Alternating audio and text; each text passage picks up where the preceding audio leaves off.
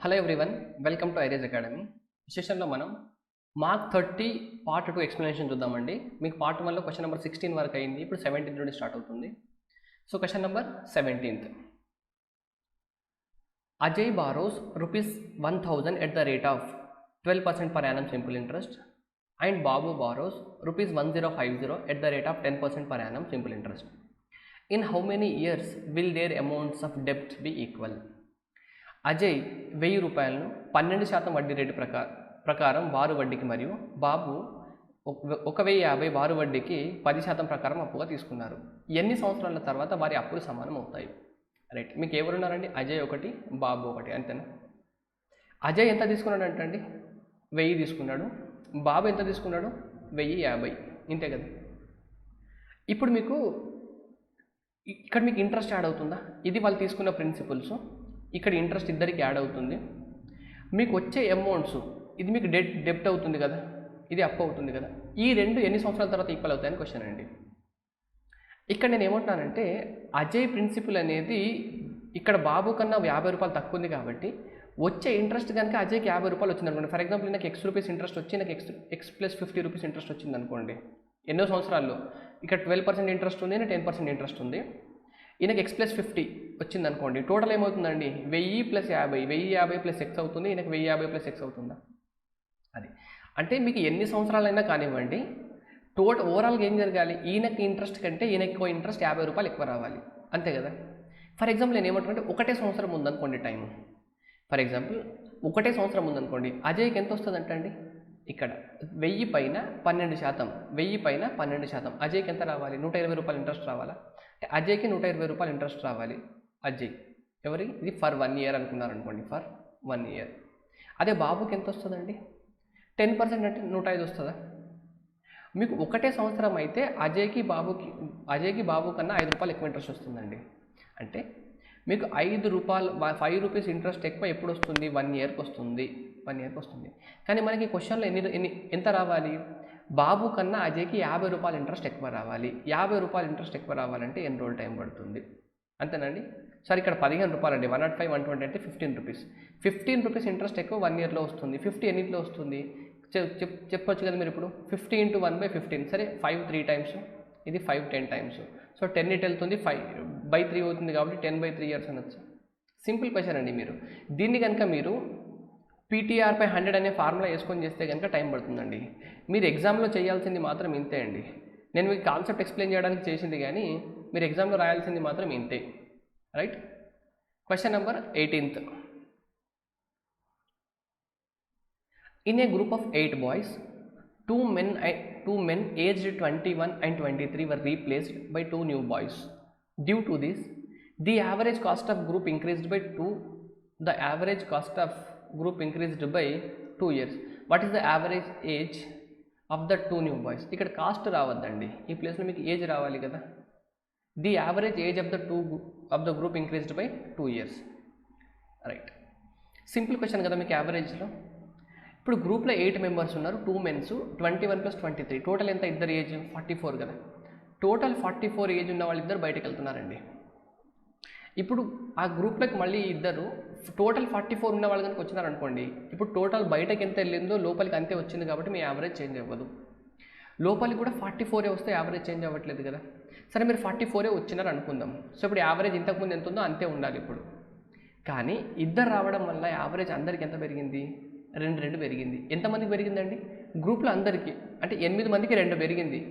అంటే లోపలికి వచ్చే పర్సన్స్ 44 తీసుకొస్తూ 8 మందికి 2 ఎక్కువ ఇచ్చేంత, అంటే 8 × 2 16 ఎక్కువ తీసుకురావాలి. అంటే లోపలికి వచ్చే పర్సన్స్ ఏజ్ ఎంత అవ్వాలి? 44 + 16 అంటే 60 అవ్వాలి.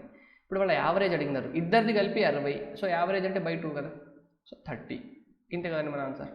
ఆప్షన్ బి మనకి రైట్ ఆన్సర్. 19 అండి.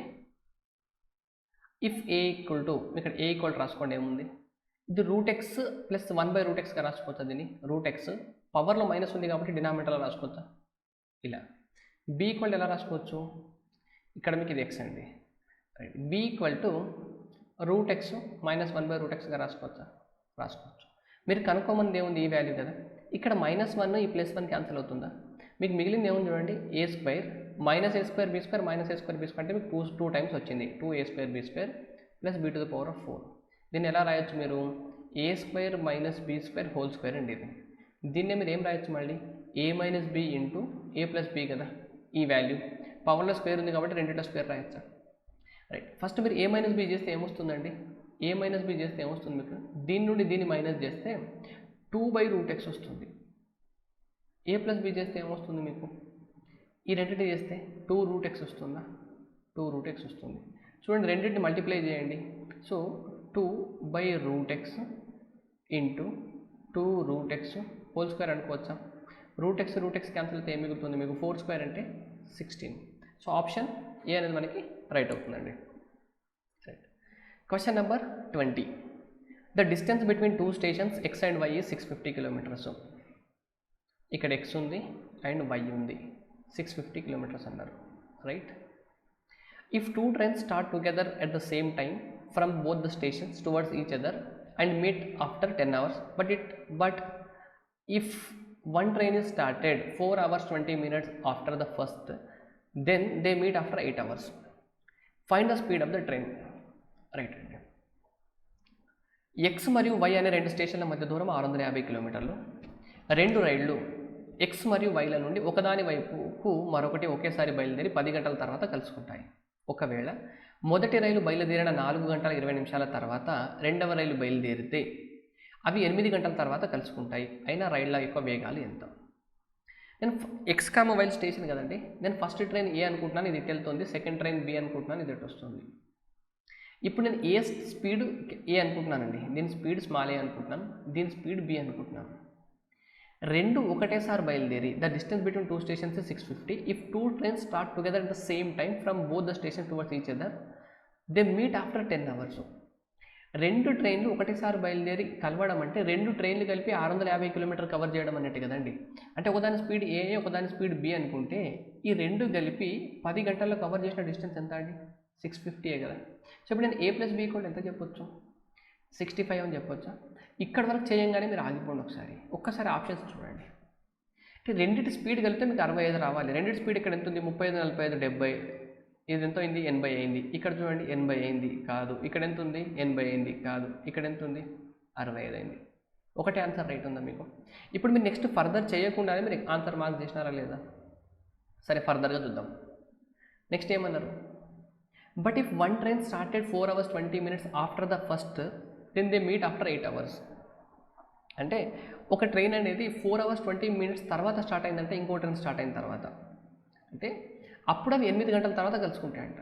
దీని మీనింగ్ ఏంటంటే ఇప్పుడు ఒక ట్రైన్ స్టార్ట్ అయిందండి, అది స్టార్ట్ అయిన 4 hours 20 minutesకి ఇంకో ట్రైన్ స్టార్ట్ అయింది. సెకండ్ ట్రైన్ స్టార్ట్ అయిన 8 hours కలుసుకుంటాయంట. మీనింగ్ కలుసుకుంటాయంట అంటే ఇప్పుడు దీంట్లో ఏమంత అర్థమైంది మీకు? ఫస్ట్ ట్రైన్ స్టార్ట్ అయింది 4 గంటల 20 నిమిషాల తర్వాత సెకండ్ ట్రైన్ స్టార్ట్ అయింది.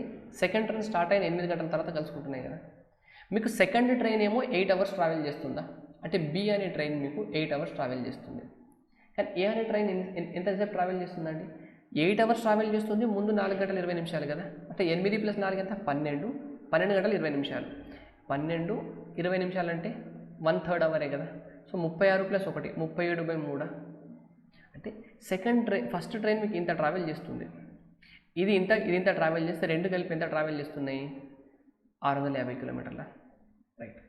ఇప్పుడు చూడండి, దీన్ని మీరు 37A + 324B = 650 × 3గా రాసుకోవచ్చు కదా.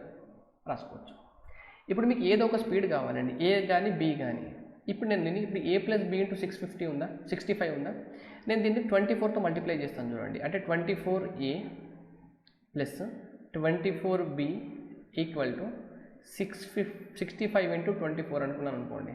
65 × 24 చేయొచ్చా? ఇప్పుడు మైనస్ చేస్తే ఏమొస్తుంది చెప్పండి. ఇక్కడ 7 4 అంటే 3 వస్తుంది. 13A = ఈ రెండైతే క్యాన్సిల్ అయిపోతాయి. రైట్. 65 కనుక కామన్ తీస్తే ఇక్కడ 30 ఉంది, ఇక్కడ 24 ఉంది, 6 వస్తుంది. సో 13 5 ఎంత? 65. సో మీకు ఏ వాల్యూ ఎంత వచ్చిందండి? దీని నుండి A = 30 వచ్చిందా? ఒకటి 30 వచ్చిందంటే ఆటోమేటిక్గా ఇంకోటి చెప్పొచ్చు కదా మీకు 35 అని. సో ఆప్షన్ డి మీకు రైట్ ఆన్సర్ అండి. నెక్స్ట్ క్వశ్చన్ నెంబర్ 21 అండి. క్వశ్చన్ నెంబర్ ఎంత? 21. A parallelogram has two adjacent sides 14 cm and 18 cm. If one of its diagonal is 16 cm, find the length of the other diagonal. మీకు ప్యారలలోగ్రామ్లో formula తెలియాలండి. ఈ formula మీకు some of the squares of diagonal d1 square plus d2 square equal to 2 times of squares of adjacent sides. ఇక్కడ మీకు sides ఇచ్చినారండి 14, 18, అది substitute చేసుకోండి. 2 into 14 square అంటే 256, 18 square అంటే 324, right, equal to d1 ఎంత ఇచ్చినారు 16 అంటే 256, d2 ఎంత ఇచ్చినారు, సో మీకు d2 స్క్వేర్ కావాలి, రైట్. ఇప్పుడు ఇలాంటి టైంలో మీరు ఒకసారి ఆప్షన్ చూస్తే ఆ ఆప్షన్లో అన్ని యూనిట్ డిజిట్ వేరు ఉన్నాయి కదా. ఇక్కడ యూనిట్ డిజిట్ ఎంత వస్తుందండి 6 + 4 10 వస్తుంది. అంటే యూనిట్ డిజిట్ 0 ఇక్కడ యూనిట్ డిజిట్ ఎంత వచ్చింది 0 వచ్చింది. ఇక్కడ 6 ఉందంటే ఇక్కడ యూనిట్ డిజిట్ ఏమి ఉండాలండి 4 ఉండాలి. సో 6 + 4 యూనిట్ డిజిట్ 0 అవ్వాలండి, అంతేనా. యూనిట్ డిజిట్ దీనికి ఏం అవ్వాలి మీకు 4 అవ్వాలి. మీరు ఏ ఆప్షన్కి స్క్వేర్ చేస్తే యూనిట్ డిజిట్ 4 వస్తుందో చెప్పండి. 28కి వస్తుందా 864, సో ఆప్షన్ డీనా. ఇది 6 వస్తుంది, ఇది 5 వస్తుంది, 0 వస్తుంది. ఇలా చేయాలండి. లేదా మీరు చేసుకోవచ్చు 256 ఇదంతా సమ్ చేసి కూడా మీరు చేసుకోవచ్చు. అయినా ఆన్సర్ వస్తుంది కానీ మీకు ఇది తొందరగా వస్తుంది, right. Question number 22. A certain sum borrowed and paid in 2 annual installments of rupees 2227 and rupees 2023 respectively. If rate of compound interest is 19% per annum, then find the sum borrowed. Right అండి. మీరు ఒక ఎంతో కొంత amount P తీసుకున్నారంట అండి, right. ఒక నిర్దిష్ట మొత్తం రుణంగా అప్పుగా తీసుకొని తిరిగి 2 వార్షిక వాయిదాలను వరుసగా 2227 మరియు 2023 చెల్లించాను. అయితే చక్రవడ్డీ రేటు సంవత్సరంకు 19% అయిన ఏడల అప్పుగా తీసుకున్న మొత్తం ఎంత. మీరు పీ అనే అమౌంట్ తీసుకున్నారనుకోండి, దానికి ఒక ఇంట్రెస్ట్ యాడ్ అవుతుంది కదా 1 ఇయర్ తర్వాత. 1 ఇయర్ తర్వాత ఇంట్రెస్ట్ యాడ్ అయింది అనుకోండి, అది I1 ఇంట్రెస్ట్ అనుకోండి. ఇప్పుడు ఇంట్రెస్ట్ యాడ్ అయిన తర్వాత వచ్చిన అమౌంట్ ఎక్స్ అనుకుంటే, ఇది ఫస్ట్ ఇయర్లో ప్రిన్సిపల్ ఇది తీసుకున్నారు, ఇంట్రెస్ట్ యాడ్ అయింది, ఇది ఫస్ట్ ఇయర్ ఎండ్కి ఇంత అయింది మీకు. ఫస్ట్ ఇయర్ ఎండ్ అనొచ్చు, లేదా సెకండ్ ఇయర్ స్టార్ట్ అనొచ్చు, అంతే కదండి. ఇంత అయింది. ఇంత అయినప్పుడు మీరు ఎంత పే చేసినారంటే 2227 పే చేసినారు, మైనస్ 2227 పే చేసిన తర్వాత ఎంత మిగులుతుంది మీకు. ఇంకా అప్పుడు ఇది చేస్తే మీకు Y అనే అమౌంట్ వచ్చింది అనుకోండి. ఇది ఎప్పుడు అందండి, ఇది ఇప్పుడు మీకు సెకండ్ ఇయర్ స్టార్టింగ్ అనుకోవచ్చా. సెకండ్ ఇయర్ స్టార్టింగ్ ఉంది. మీరు ఫస్ట్ ఇయర్ స్టార్టింగ్లో ఇది ఫస్ట్ ఇయర్ స్టార్ట్ ఇంత తీసుకున్నారండి. 1 ఇయర్లో మీకు ఇంత ఇంట్రెస్ట్ అయింది. 1 ఇయర్ ఎండ్ అయ్యేసరికి ఇంత, 1 ఇయర్ ఎండ్ అనుకోవచ్చు, లేదా సెకండ్ ఇయర్ స్టార్టింగ్లో అనుకోవచ్చు, రైట్. ఇంత అయింది. ఇంత అయితే మీరు 1 ఇయర్ ఎండింగ్లో ఇంత పే చేసినారు. పే చేసిన తర్వాత మిగిలింది నెక్స్ట్ ఇయర్కి ప్రిన్సిపల్ అవుతుంది కదా, సెకండ్ ఇయర్ స్టార్ట్కి ఇంత అవుతుంది కదా, రైట్. ఇప్పుడు ఇది అయిన తర్వాత దీనికి మళ్ళీ 1 ఇయర్కి ఇంట్రెస్ట్ యాడ్ అవుతుంది కదా, ఇది I2 అనుకున్నారనుకోండి. I2 యాడ్ అయిన తర్వాత మీకు మిగిలిన అమౌంట్ ఎంత 2223 అయింది. ఇంత మీరు పే చేసేసినారు. ఇప్పుడు మీ అప్పు తీరిపోయింది. అయితే ఇప్పుడు పీ వాల్యూ ఎంత అని క్వశ్చన్ అండి. ఇప్పుడు నాకు చెప్పండి, Y వాల్యూ కనుక నేను 100% అనుకున్నాను అనుకోండి, మీకు Y ఎంతో ఉంది, Y ఉంది. Yకి ఇంట్రెస్ట్ యాడ్ అవ్వాలి 1 ఇయర్కి. ఇంట్రెస్ట్ వాల్యూ ఎంత 19%. 19% యాడ్ అయిందంటే 119/100 అయిన తర్వాతనే కదా ఈ 2023 అయింది. 2023 Yకి ఇంట్రెస్ట్ యాడ్ అయిన తర్వాత ఈ అమౌంట్ వచ్చింది, Y ప్లస్ ఈ వాల్యూ, ఇది 119% అనొచ్చా. 119 ఎంతలో క్యాన్సిల్ చేస్తుంది నాకు చెప్పండి. ఇది మీకు 10 టైమ్స్ కన్నా ఎక్కువ ఉందండి, అండ్ 20 టైమ్స్ కన్నా తక్కువ ఉంది. సో 10 కన్నా మీ ఆన్సర్ ఎక్కువ ఉండాలి. 9ని మీరు ఎంతతో మల్టిప్లై చేస్తే మీకు 3 వస్తుంది లాస్ట్లో చెప్పండి. 7తో కదా, 9 ఏళ్ళ 63. సో మీకు ఇది సింపుల్గా 17 టైమ్స్ క్యాన్సిల్ చేస్తుందండి. అప్పుడు మీకు Y వాల్యూ ఎంత వస్తుందండి, Y వాల్యూ 1700 వస్తుంది, అంతేనా. ఇప్పుడు Y వాల్యూ 1700 వచ్చింది. X వాల్యూ నుండి ఇది తీసేస్తే Y వాల్యూ వస్తుందా. మీకు X వాల్యూ X వాల్యూ అంటే ఏం రావాలండి, ఈ రెండింటిని సమ్ చేస్తే వస్తుంది కదా, 2227 ప్లస్ 1700 చేస్తే వస్తుంది కదా X వాల్యూ. సరే X వాల్యూ ఎంత వచ్చింది చెప్పండి నాకు, 27,93927. ఇది X ఎప్పుడు వచ్చిందండి, ప్రిన్సిపుల్కి ఇంట్రెస్ట్ యాడ్ అయిన తర్వాత. అంటే ప్రిన్సిపుల్ అనేది P ఉందనుకోండి, P పైన ఒక 119% యాడ్ చేస్తే 3927 వచ్చింది, 3927. ఇప్పుడు దీనికి 3 టైమ్స్ కన్నా ఎక్కువ ఉంది. ఇది 1100 అనుకుంటే 3300, 3 టైమ్స్ కన్నా ఎక్కువ ఉంది. అండ్ 9ని మీరు ఎంతతో చేస్తే యూనిట్ డిజిట్ 3 వస్తుంది చెప్పండి, 9 × 3, 9 × 27. సో ఇది 3 టైమ్స్ 30 తర్వాత ఇంకా యూనిట్ డిజిట్ 3 వచ్చేటంటే 33తో క్యాన్సిల్ అవుతుందండి. మీరు చేసి చూసినా అంతే వస్తుంది. సో ఇప్పుడు P వాల్యూ ఎంత అవ్వాలి, 3300 అవ్వాలి. సో ఆప్షన్ ఎంత అండి, ఆప్షన్ ఏ అనేది మనకి right answer. Question number 23. A solid wooden toy is in the shape of a right circular cone mounted on a hemisphere. If the radius of the hemisphere is 4.2 cm and the total height of the toy is 10.2 cm, find the volume of the wooden toy approximately. మీకు wooden toy ఎలా ఉందంటే, ఒక చెక్క బొమ్మ శంకుని అర్ధగోళంపై అమర్చితే ఇలా ఒకటి ఉందండి, ఇలా అమర్చితే ఏర్పడే ఆకారంలో ఉంటుంది. ఆ అర్ధగోళం యొక్క వ్యాసార్థం 4.2 సెంటీమీటర్లు. రేడియస్ ఎంత అన్నారండి? 4.2. 4.2 అంటే ఇది కూడా 4.2 కదా, 4.2. And the total height of the toy is 10.2. Height of the toy అంటే ఇక్కడ నుండి ఇక్కడ వరకు మీకు 10.2 అన్నారండి. 4.2 వెళ్ళిపోతే ఈ వాల్యూ 6 అవ్వాలా? 6 అవ్వాలి. ఇప్పుడు దీనికి మీరు టోటల్ వాల్యూమ్ కనుక్కోవాలి. వాల్యూమ్ కావాలంటే మీకు ఏం కావాలి? Cone volume plus hemisphere volume చేస్తే వస్తుంది కదా. సరే, ఫార్ములా చెప్పండి. కోన్ వాల్యూమ్కి 1/3 పై ఆర్ స్క్వేర్. ఆర్ అంటే ఎంత అండి? 4.2 కదా. సో దీన్ని 42/100 సారీ 42/10 42/10 అని రాసుకోవచ్చా? సింపుల్గా నేను రాసుకోవచ్చు. హైట్ ఎంత? 6 ఉంది. ప్లస్ హెమిస్పియర్కి 2/3 42/10. ఇక్కడ నేను హోల్ క్యూబ్ రాసుకుంటా చూడండి, ఆర్ క్యూబ్ కాబట్టి. దీంట్లో మీరు ఏం కామన్ తీయచ్చు అండి? 1 π/3 కామన్ తీయచ్చా? ఈ π/3 కామన్ తీయచ్చు. 42/10 2 టైమ్స్ కామన్ తీయచ్చా? 42/10 కామన్ తీయచ్చా? స్క్వేర్. ఇక్కడ ఏం మిగిలింది? 6 మిగిలింది. దీంట్లో ఏం మిగులుతుంది? ఒక 4.2 మిగులుతుంది ఇంటూ 2 అంటే 8.4 అవుతుందండి. ఇక్కడ 8.4 అవుతుంది. రైట్. సో π/3 42 స్క్వేర్ అంటే నాకు ఒకసారి చెప్పండి. 42 స్క్వేర్ ఎంత? 1764 అండి.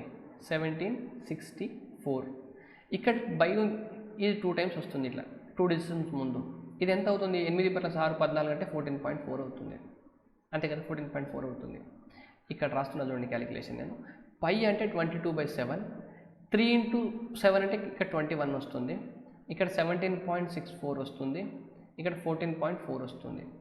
సరే, ఇది 3 7 టైమ్స్ 3 48 టైమ్స్ అవుతుందండి. అంటే ఇది 4.8 వస్తుంది మీకు. 7 2 టైమ్స్ 14. 3 7 5 టైమ్స్ 7 2 టైమ్స్ అంటే ఇక్కడ వస్తుంది 2.52. ఇప్పుడు మీరు అప్రాక్సిమేట్ వాల్యూ చెప్పాలండి. ఇక్కడ నేను ఏం చేస్తానంటే 22 × 2.5 ఉందా? 22 × 2 అంటే ఎంత అవుతుంది మీకు? 44 అవుతుంది. ఇంకొక 0.5 అంటే 11 యాడ్ చేయాలా అంటే 55 అవుతుందండి. 55 × 4 చేస్తే ఎంత వస్తుందండి? 55 × 4 చేస్తే మీకు 220 వస్తుంది. అంటే 220 కన్నా ఆన్సర్ ఎక్కువ ఉండాలి. అంటే ఇది మీ ఆన్సర్ అవ్వదు, ఇది మీ ఆన్సర్ అవ్వదు.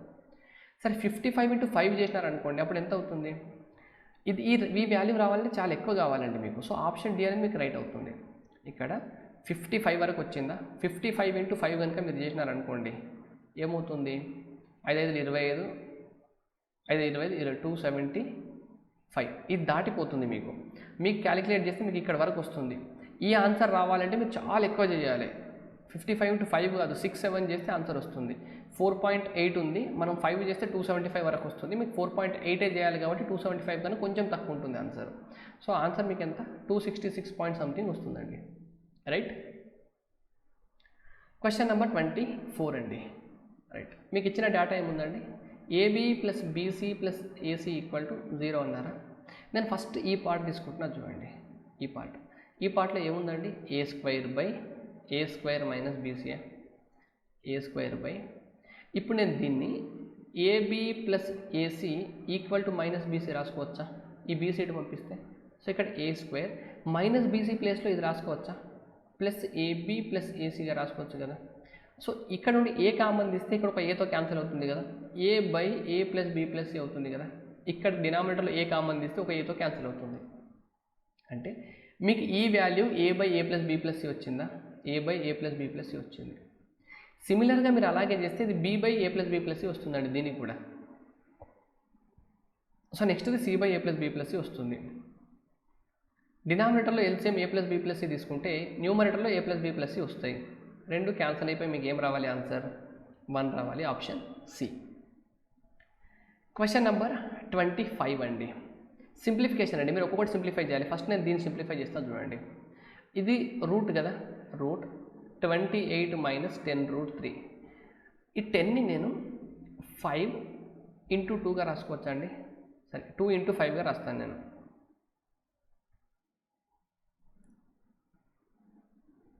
దీన్ని నేను 2 ఇంటూ 5 ఇంటూ ఇది √3గా రాయొచ్చా? రాయొచ్చు.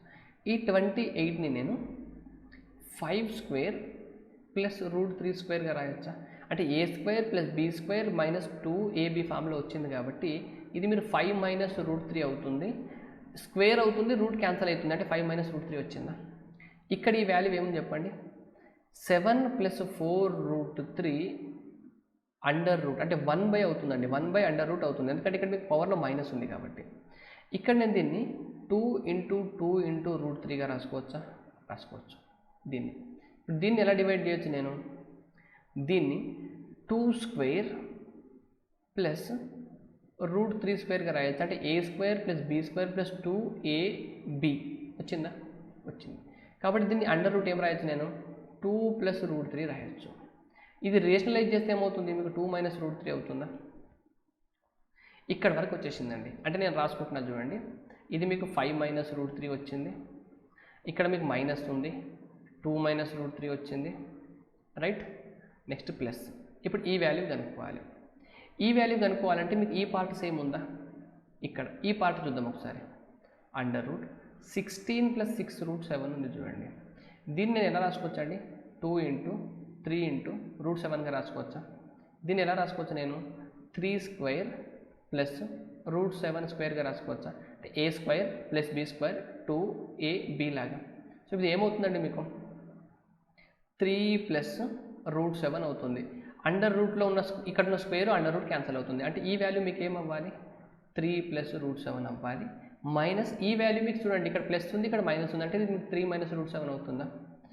అండ్ మైనస్ ఓపెన్ చేస్తే ఇక్కడ ఈ వాల్యూ క్యాన్సిల్ అవుతుంది, √7 2√7 అవుతుంది, అంతేనా? న్యూమరేటర్లో √7 ఈ √7 క్యాన్సిల్ అవుతే ఇక్కడ ఈ మొత్తం వాల్యూ ఏం మిగులుతుందండి మీకు? 1/2 మిగులుతుందా? 1/2 మిగిలింది. మళ్ళీ 5 మైనస్ 2 ఎంత అవుతుంది? 3 అవుతుంది. మైనస్ √3 ప్లస్ √3 క్యాన్సిల్ అవుతుంది, ప్లస్ హాఫ్ మిగులుతుంది. సో మీకు ఆన్సర్ ఎంత రావాలి? మొత్తానికి 3 1/2 రావాలి. ఎక్కడ ఉందండి ఆప్షన్? సి మనకి రైట్ ఆన్సర్ అండి, రైట్? క్వశ్చన్ నెంబర్ 26 అండి. Prakash lends a part of money of rupees 15,000 at 8% simple interest and remaining at 6% simple interest. His total income after a year was rupees 1044. 15,000 రూపాయలు ఉన్నాయంటండి. 15,000లో ఒక పార్ట్ ఏ అనుకుంటే ఇంకో part B అనుకున్నారనుకోండి. ఈ ఏ అనే పార్ట్ని 8% దగ్గర, బి అనే పార్ట్ని 6% దగ్గర ఇంట్రెస్ట్కి ఇచ్చినారంట. ఒక సంవత్సరం తర్వాత ఇంట్రెస్ట్ ఎంత వచ్చిందంటే 1044 వచ్చింది, 1044. అయితే 8% దగ్గర ఇచ్చిన అమౌంట్ ఎంత అని క్వశ్చన్ అండి, రైట్? ఇప్పుడు క్వశ్చన్ కనుక మీరు చూస్తే నేను డైరెక్ట్గా ఆన్సర్ దీన్ని మార్చేస్తానండి. ఎందుకంటే మీకు ఇంట్రెస్ట్లో లాస్ట్కి యూనిట్ డిజిట్ ఎంత వచ్చిందండి? 4 వచ్చిందా? మిగతా మీరు ఏదైనా వాల్యూ తీసుకున్నారనుకోండి, యూనిట్ డిజిట్ 0 వస్తుంది, చెక్ చేయండి. ఇప్పుడు దీంట్లో 8% తీసుకుంటే ఎంత వస్తుందండి? ఇప్పుడు 10,000లో 8% అంటే 800 అవుతుంది. మిగిలిన దాంట్లో 6% అంటే 500లో 6% అంటే మీకు యూనిట్ డిజిట్ 0 వస్తుంది. ఇక్కడ మీకు యూనిట్ డిజిట్ 0 రావద్దంటే ఈ వాల్యూ మీకు 0 ఉండద్దండి. సో నేను ఆన్సర్ ఇది డైరెక్ట్గా మార్చేయచ్చు. సరే చూడండి, ఎక్స్ప్లెయిన్ చేస్తాను. ఒకవేళ మొత్తం 15,000 కనుక 6%కి ఇంట్రెస్ట్కి ఇచ్చినారనుకోండి, ఎంత రావాలండి? 15,000 మొత్తాన్ని కనుక 6%కి ఇంట్రెస్ట్ ఇస్తే మీకు ఎంత ఇంట్రెస్ట్ రావాలి? 900 రావాలి, 900 రావాలి. కానీ మీకు ఎంత వచ్చింది? 1044 వచ్చింది. ఎందుకు ఎక్కువ వచ్చిందండి? ఎంత ఎక్కువ వచ్చింది? 44, 144 ఎక్కువ వచ్చింది. 144 ఎందుకు ఎక్కువ వచ్చిందండి? ఎందుకు ఎక్కువ వచ్చిందంటే ఈ మొత్తాన్ని మీరు 6% ఇంట్రెస్ట్ కనుక ఇస్తే మీకు ఇంత రావాలి, కానీ మీకు ఎంత వచ్చింది? 1044 వచ్చింది. ఎందుకు వచ్చిందంటే ఈ మొత్తంలో కొంత పార్ట్ని మీరు 6% కాదు 8%కి ఇచ్చినారంటే ఈ అమౌంట్ పైన మీకు 2% ఎక్కువ వస్తుంది. అంటే ఈ ఏ మీద వచ్చిన 2% ఎక్కువనే ఈ వాల్యూ, అంటే ఏలో 2% వాల్యూ ఎంత అయితే ఏలో 100% వాల్యూ ఎంత? సో ఇది 272 టైమ్స్ క్యాన్సల్ అవుతుంది కాబట్టి 7200. సో ఆప్షన్ బి మీకు రైట్ ఆన్సర్ అండి. Question number 27. The weight of 7 members out of 18 is measured in a sequence and the average weight is calculated after the measuring of weight of each member. Then each time the average weight is increased by 1 kg. Find the difference between the weight of the first and the last member. The first last ఇక్కడ member రావాలండి, ఇక్కడ మీకు member రావాలి. Member. Right. 18లో 7 వ్యక్తుల బరువులను ఒక్కొక్కరిది ఒక క్రమంలో కొలిచి ఒక్కొక్కరిని కొలిచిన తర్వాత సగటు చేయడం జరిగింది. అంటే సింపుల్గా నేను ఎక్స్ప్లెయిన్ చేస్తాను చూడండి. ఫస్ట్ పర్సన్ వెయిట్ తీసుకున్నారండి, ఒక యావరేజ్ వస్తుంది కదా. ఫస్ట్ పర్సన్కి వెయిట్ ఏమొస్తుంది, ఆయన యావరేజ్ వెయిట్, ఎందుకంటే టోటల్ బై మళ్ళీ ఫస్ట్ పర్సన్ అంటే 1 రాస్తాం మనం. సరే, ఇక్కడ నంబర్ ఆఫ్ క్యాండిడేట్స్ అండి, నంబర్ ఆఫ్ మెంబర్స్, ఇది యావరేజ్ తీసుకున్నారనుకోండి. ఇప్పుడు ఫస్ట్ పర్సన్ కనుక వెయిట్ చేసినప్పుడు యావరేజ్ కనుక 1 వచ్చింది అనుకోండి, ఇది టోటల్ అంటే ఫస్ట్ పర్సన్కి టోటల్ వెయిట్ ఎంత, 1 కదా, 1 అవుతుంది. ఇప్పుడు ఏమన్నారంటే మీరు ఇంకొక పర్సన్ కనుక తీసుకున్నారనుకోండి, 2 మెంబర్స్ కలిపి తీసుకుంటే యావరేజ్ 1 పెరిగిందంట, 1 ఉన్న యావరేజ్ 2 అయిందంట. అంటే 2 మెంబర్స్ యావరేజ్ 2 అయిందంటే టోటల్ యావరేజ్ ఎంత అవ్వాలండి, వెయిట్ 2 + 2 ఎంత అవ్వాలి, 4 అవ్వాలా. దీని మీనింగ్ ఏంటంటే ఫస్ట్ పర్సన్ వెయిట్ కనుక 1 అనుకుంటే ఆ సెకండ్ పర్సన్ వెయిట్ 3 అన్నట, ఏంది 1 అయితే ఏంది ఎంత అవ్వాలి, 4 అయింది. ఇద్దరిది కలిపి వెయిట్ టోటల్ 4 అయింది. ఒక అతను ఉన్నప్పుడు 1 ఉంది, ఇతను 3 అయిందా. ఇలా మీరు థర్డ్ పర్సన్ తీసుకున్నప్పుడు యావరేజ్ ఎంత అయిందంటే 1 పెరిగిందంట, 3 అయిందంట, అంటే 9 అవ్వాలి. అంటే థర్డ్ పర్సన్ వెయిట్ 4 ఇంతే 9 అయిందంటే థర్డ్ పర్సన్ 5 kgs. ఇప్పుడు మీరు 6 మెంబర్స్ తీసుకున్నారనుకోండి, 6 అయితే 6 36 అవ్వాలి టోటల్. 7 మెంబర్స్ తీసుకుంటే యావరేజ్ మళ్ళీ 1 పెరుగుతుంది, 7 7 × 49 అవ్వాలి. ఇది ఏం చెప్తుందండి, 6 పర్సన్స్ వరకు టోటల్ వెయిట్ 36 అయితే 7 పర్సన్ వచ్చిన తర్వాత టోటల్ వెయిట్ 49 అంటే 7th పర్సన్ వెయిట్ ఎంత చెప్పండి నాకు. 7th పర్సన్ వెయిట్ 13 అని అర్థమైపోయింది. ఫస్ట్ పర్సన్ వెయిట్ ఎంత, ఫస్ట్ పర్సన్ వెయిట్ మీకు 1 అని తెలుసు కదా, 1. మీకు అడిగింది ఏముందండి, డిఫరెన్స్ కదా. 7th పర్సన్కి ఫస్ట్ పర్సన్కి డిఫరెన్స్ 13 - 1 ఎంత, 12. మీకు రైట్ ఆన్సర్ అండి, option C. Question number 28. Abhi rows upstream a distance of 24 kilometers in 6 hours and rows a downstream a distance of 50 kilometers in 5 hours. To row a distance of 44.8 kilometers in still water, he will take. Abhi ప్రవాహ వ్యతిరేక దిశలో 24 కిలోమీటర్ల దూరాన్ని 6 గంటల్లో మరియు ప్రవాహ దిశలో 50 కిలోమీటర్ల దూరాన్ని 5 గంటల్లో ప్రయాణించగలడు. అయినా నిశ్చల నీటిలో 44.8 కిలోమీటర్ల దూరాన్ని ఎంత సమయంలో ప్రయాణించగలడు. అప్స్ట్రీమ్ వెళ్తున్నప్పుడు 24 కిలోమీటర్స్కి 4 hours టైం పట్టింది. అంటే అప్స్ట్రీమ్ స్పీడ్ ఎంత చెప్పండి, అప్స్ట్రీమ్లో స్పీడ్ ఇలా x-5 ఉంటుందా, అంటే 24 కిలోమీటర్కి 6. ఇదండి, ఇది మీకు స్పీడ్ కదా, రిలేటివ్ స్పీడ్. సో స్పీడ్ అంటే డిస్టెన్స్ బై టైం, 24 కిలోమీటర్కి 6 hours పట్టింది, అంటే ఎంత ఇక్కడ 4 అనొచ్చా. సో ఇప్పుడు డౌన్ స్ట్రీమ్లో x + y = 50 కిలోమీటర్స్కి 5 hours పట్టింది. 50/5 అంటే ఎంత అవుతుంది మీకు, 10 అవుతుందా. ఈ రెండింటిని యాడ్ చేస్తే ఏమొస్తుంది, 2x = 14 అవుతుంది, x = 7 అవుతుంది. x అంటే ఏంటండి, స్టిల్ వాటర్లో అతని speed. To row a distance of 44.8 kilometre in still water, అతనికి ఎంత టైం పడుతుంది, 44.8 కిలోమీటర్ డిస్టెన్స్ ట్రావెల్ చేయాలి. స్టిల్ వాటర్లో స్పీడ్ ఏమో 7, 7 × 42, 7 × 28, 6.4. Option b. Question number 29. A contractor undertook to finish a work in 120 days and so employed 200 men. But after 70 days, he discharges 50 men and so the work is completed on time. Had he not discharged those men, in how many less days would the work have been completed? ఒక contractor ఒక పనిని 120 రోజుల్లో పూర్తి చేయడానికి 200 మందిని తీసుకున్నాను. Right అండి. ఇప్పుడు డేస్ అండ్ మెన్ ఎంత తీసుకున్నారంటండి, 200 మందిని తీసుకున్నాడు 120 రోజుల్లో కంప్లీట్ చేద్దామని.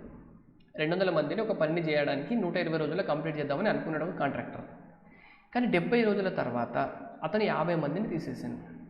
అయితే 70 రోజుల వర్క్ అయిన తర్వాత అతనికి ఏమర్థమైందంటే వర్క్ చాలా స్పీడ్గా అవుతుంది, అతనికి ఆన్ టైం కంప్లీట్ చేయాలి, ముందు చేయొద్దు వెనక చేయొద్దు. నేను టైంకి కంప్లీట్ చేయాలంటే నాకు ఇంతమంది అవసరం లేదు, నేను కొంతమందిని తీసేసినా అయిపోతుందని చెప్పి 50 మందిని తీసేసినాడు. ఇప్పుడు 70 అయిపోయింది కదండి, 70 రోజులు వర్క్ అయిపోయింది.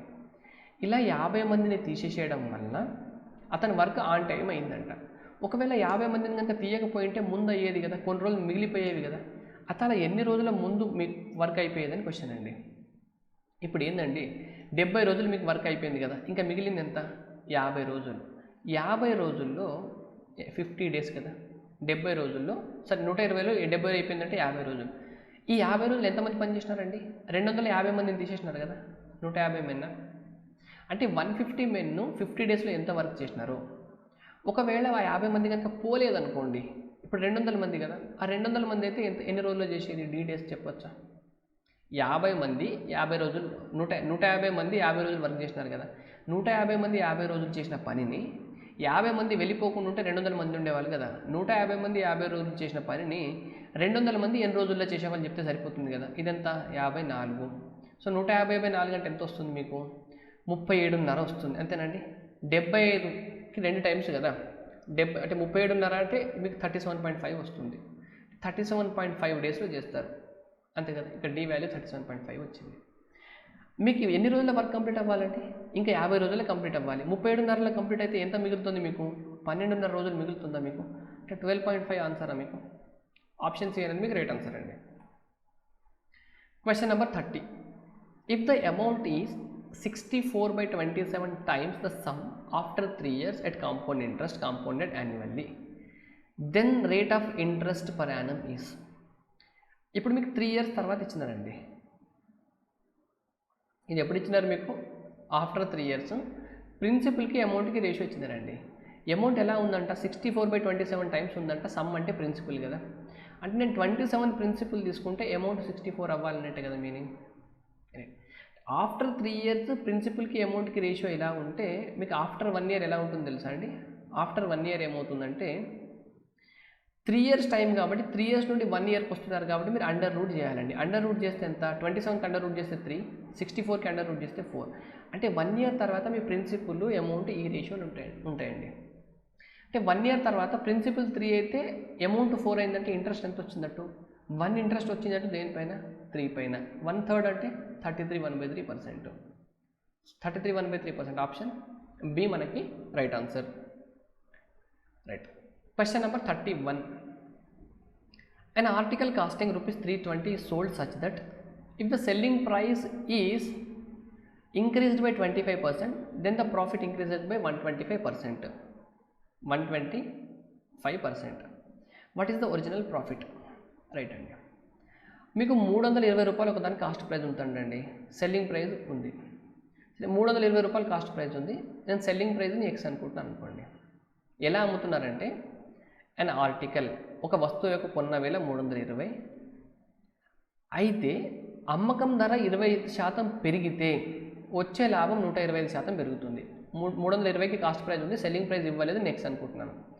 ఒకవేళ సెల్లింగ్ ప్రైస్ కనుక 25% పెరిగింది అనుకోండి, సో ఇక్కడ 25% పెరగడం అంటే నేను సింపుల్గా ఇది 4x తీసుకుంటే ఇది 5x అవుతుందని అర్థం చేసుకోవచ్చా? ఒకవేళ x తీసుకుంటే ఇది 5/4x అవుతుంది. నేను సెల్లింగ్ ప్రైస్ 4x తీసుకున్నాను అనుకోండి, సెల్లింగ్ ప్రైస్ కొత్త సెల్లింగ్ ప్రైస్ 5x అవుతుందా? ఇలా అమ్మడం వల్ల ఏం జరిగిందంట? లాభం అనేది 125% పెరిగిందంట. ఇంతకుముందు లాభం ఎంత? ఇంతకుముందు లాభం అంటే ఏంటండి? ఇప్పుడు 320 కదా కాస్ట్ ప్రైస్, అంటే ఇంతకుముందు లాభం ఎంత అండి మీకు? 4x మైనస్ 320, ఇది ఇంతకుముందు లాభం. ఇప్పుడు లాభం ఎంత? 5x మైనస్ 320, అంతేనా? లాభం అనేది 125% పెరిగింది. 125% పెరిగిందంటే ఇంతకుముందు 100 ఉంటే ఇప్పుడు 225 అయింది అన్నట్టు, అంతే కదా. 25 నాళ్ళ 25 9ల, రైట్. 9 నాళ్ళ ఎంత ఎక్స్ వాల్యూ రావాలంటే 9 నాళ్ళ 36x మైనస్ 320 ఇంటూ 9, నేను అలాగే రాస్తున్నాను చూడండి, ఈక్వల్ టు 5 నాళ్ళ 20x మైనస్ 320 ఇంటూ 4, ఇలాగే వస్తున్నాను చూడండి. 36 మైనస్ 20, ఇది వస్తే ఏమవుతుందండి? 36 మైనస్ 20 అంటే 16x అవుతుంది. ఇది వస్తే ప్లస్ అవుతుంది కదా, ప్లస్ 9 అవుతుంది. 320 ఇంటూ 9 ఇది ప్లస్ అవుతుంది. సో 320 కనుక నేను కామన్ తీస్తే 9 మైనస్ 4 అంటే 5 అవుతుందా? అవుతుంది. సో 16 అంటే ఎంత అండి? ఇప్పుడు మీకు సెల్లింగ్ ప్రైస్ రావాలంటే 4x వాల్యూ రావాలి. సో 4x వాల్యూ రావాలంటే ఏమవ్వాలి? 4తో డివైడ్ చేస్తే సరిపోతుంది కదా, 80 అవుతుంది, ఇది 5 అవుతుంది. 80 ఇంటూ 5 అంటే 400. అంటే మీకు 4x వాల్యూ ఎంత వచ్చిందండి? 4x వాల్యూ 400 వచ్చింది, అంతేనా. 4x వాల్యూ 400 వచ్చిందంటే లాభం ఎంత? 320కి 400కి డిఫరెన్స్, ఆప్షన్ సి. ఇంతకుముందు లాభం ఎంత ఉండొచ్చు? ఒరిజినల్గా 80 రూపాయల లాభం ఉండొచ్చండి. Question number 32. If 40% discount offered on, ఇక్కడ ఆఫర్ అవుతుందండి. If 40% discount offered on the market price and then, ఇక్కడ then రావాలి. If 40% discount offered on the market price then selling price becomes equal to cost price, then what was the percentage markup? ఇప్పుడు మీకు market price పైన కనుక మీరు 40% discount ఇచ్చినారనుకోండి, మీ selling price అనేది cost ప్రైస్కి equal అయిపోతుందంట. అంటే మార్కెట్ ప్రైస్ పైన 40% డిస్కౌంట్ ఇచ్చినారంటే ఎంత కమ్మినట్టు? ఇది ఎంపీ అనుకున్నారనుకోండి, 40% డిస్కౌంట్ అంటే 60% కమ్మినట్టేనా?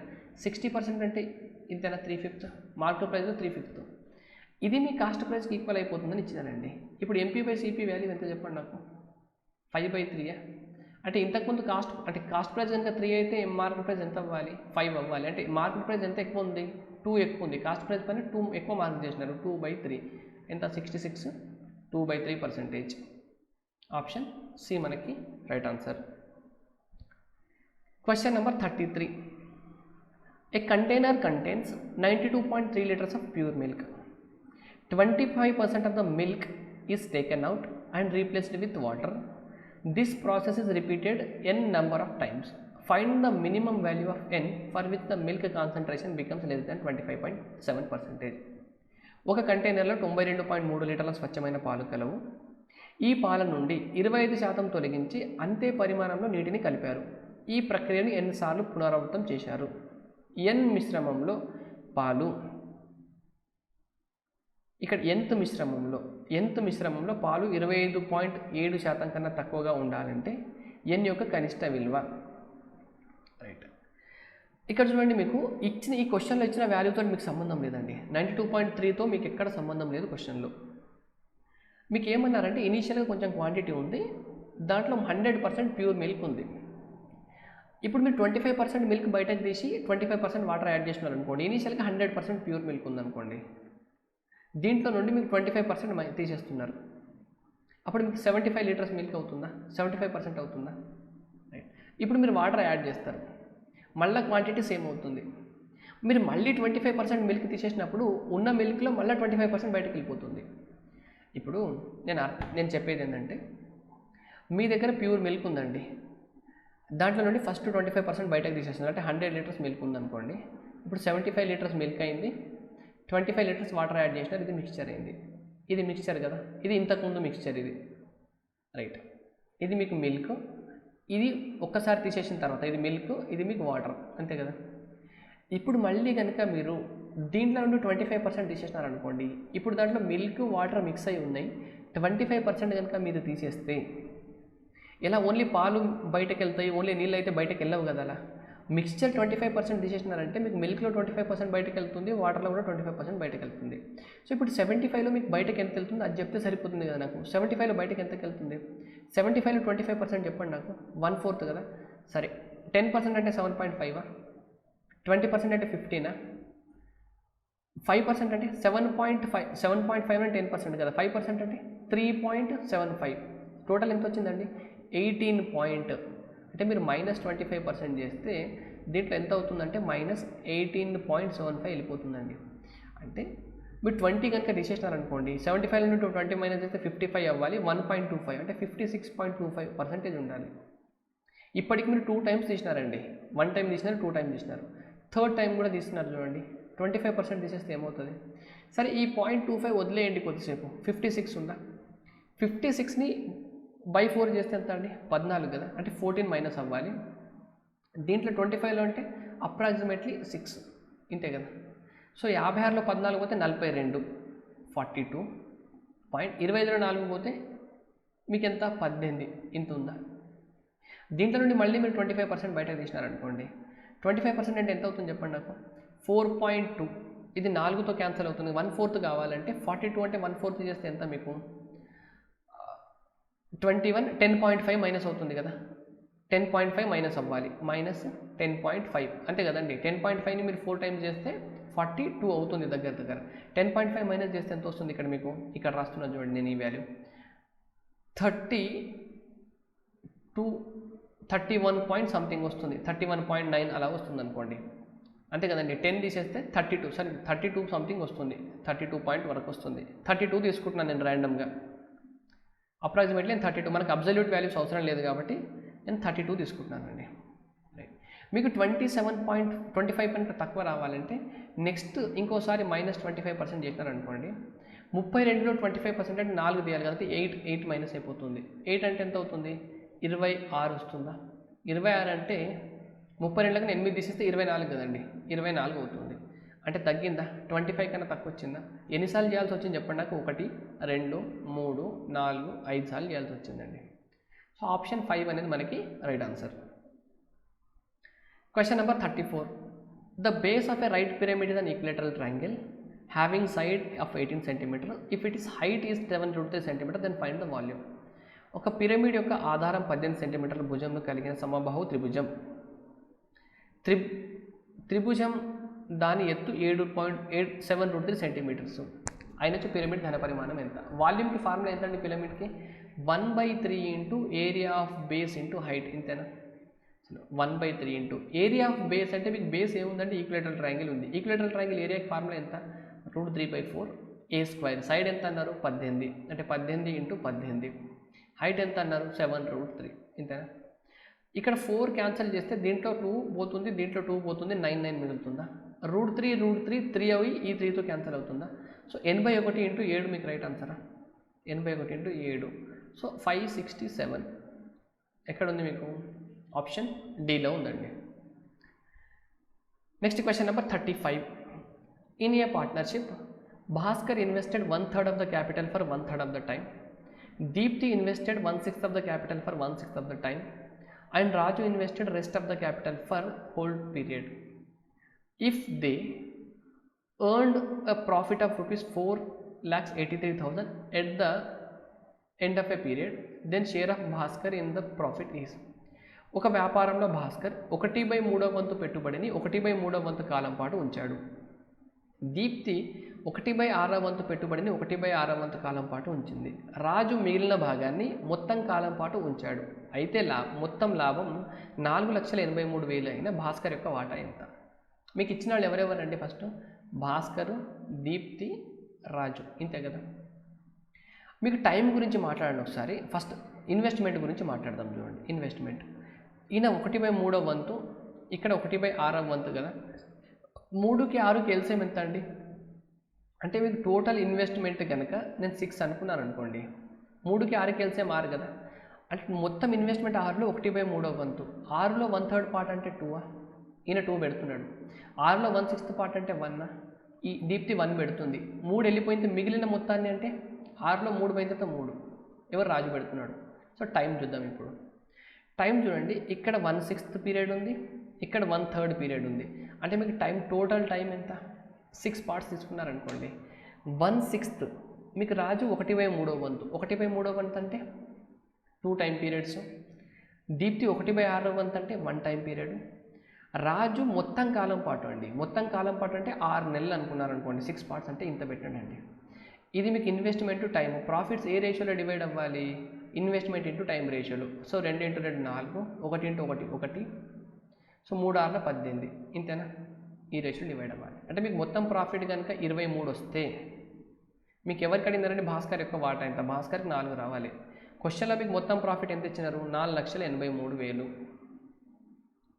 అది 4,83,000 అయితే 4 ఎంత? So 23 2 times 46, 23 1 times 23 3 zeros. 21 × 4 అంటే 84 triple zeros. So 84 triple option d. ఇదండి మీకు పార్ట్ 2 ఎక్స్ప్లెనేషన్.